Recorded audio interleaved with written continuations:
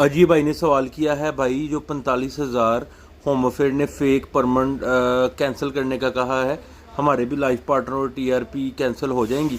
देखिए, ये बार आपने टेक्निकली सवाल किया है। मेरा नहीं ख्याल कि आप लोगों ने जो अपने टीआरपी या लाइफ पार्टनर जमा करवाए हुए हैं वो भी इस जद में आए। उसकी एक टेक्निकल रीज़न है। मैं जो आपको बयान करने जा रहा हूँ, ज़रूरी नहीं कि मेरी बात 100% ठीक हो। जो मुझे समझ आ रही है उसमें ये आपकी टीआरपी और लाइफ पार्टनर जो है ना वो इस जद में नहीं आएंगे।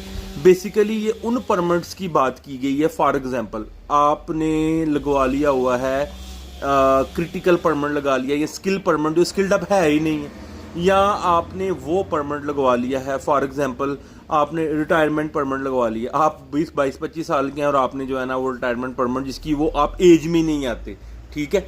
तो मेरे ख्याल से उस तरह के जो परमिट बेशुमार लोगों ने लगवाए हुए हैं, बंगालियों ने, पाकिस्तानियों ने, उस तरह के जो परमिट है ना जिसमें आप उसके क्वाइफ ही पूरे नहीं कर सकते, लेकिन आपने पुशिंग पुशिंग करवा के उसको आपने करवा के और आप उसको यूज़ कर रहे हैं, मेरे ख्याल से वो परमिट आएंगे।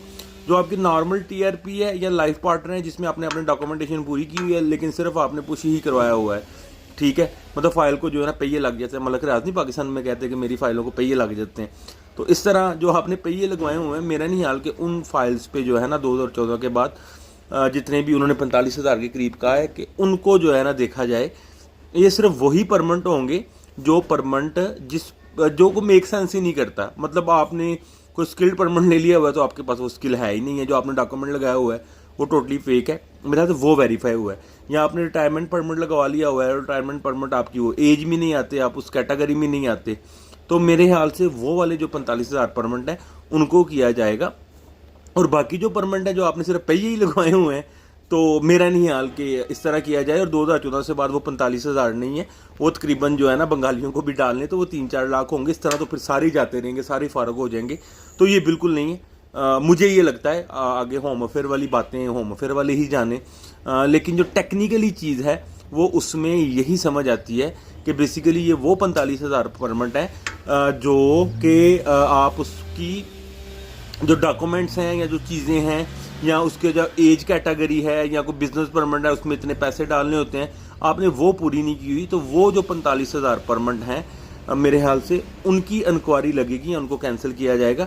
बाकी जो टीआरपी वाले हैं या लाइफ पार्टनर वाले हैं मेरे ख्याल से इनको जो है इसमें कोई टेंशन लेने की ज़रूरत नहीं है। ना ही वो इसमें आते हैं। और टेक्निकली वो 45,000 भी नहीं है, वो बहुत ज़्यादा है। तो मेरा नहीं हाल कि वो, बाकी अल्लाह जाने, वो ज़ाहिर है रिज़ल्ट आपको उसके सामने आना शुरू हो ही जाएंगे। तो ये था इसका।